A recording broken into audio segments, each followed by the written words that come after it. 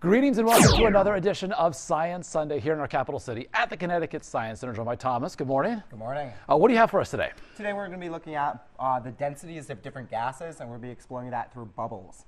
So what I've got here is a bubble solution, and we're just going to blow some bubbles at first just to see what normal bubbles look like, filled up with the air in the room, which is mostly nitrogen. Got a nice one. And you can kind of wiggle it to get it off. So our bubbles will sink. The bubble solution is a little bit heavier than the air, so our bubbles will sink, but the air inside is about the same density as all the other air, so it's not going to sink too fast. Okay. Now we're going to look at a different kind of gas. This gas is called carbon dioxide, or in a solid form we call it dry ice. So you guys might be familiar with this.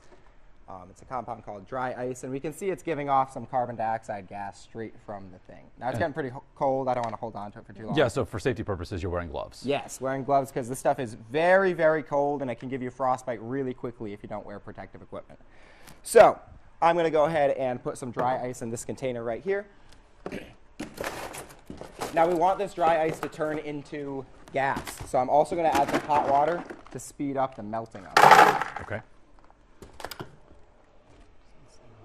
And then we should see some of this carbon dioxide gas is coming out of the top. Now the last thing I'm going to do, whoa, a lot. So the last thing I'm going to do is attach this thing. So now all of our carbon dioxide gas is getting pumped out here, and we should be able to make some bubbles with it. It's going pretty quick here. So we can see some bubbles forming at the top of this. Let's see if we can get one out here. There we go. And these bubbles sink really quickly because this carbon dioxide gas is a little bit heavier than the gas in the room.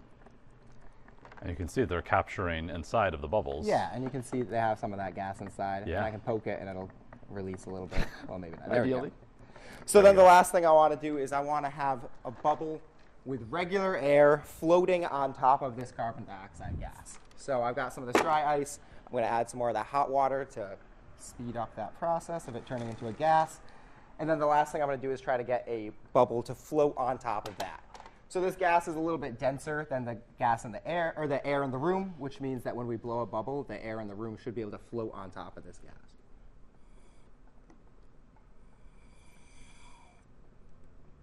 Oops. And then when it hits the side of the container, it pops, but we should be able to get it for a minute.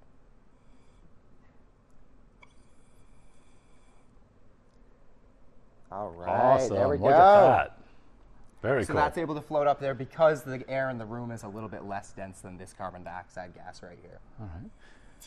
While we work on that, we want to let folks know that today here at the Connecticut Science Center, Sensory Friendly Day is underway. Yes, that's right.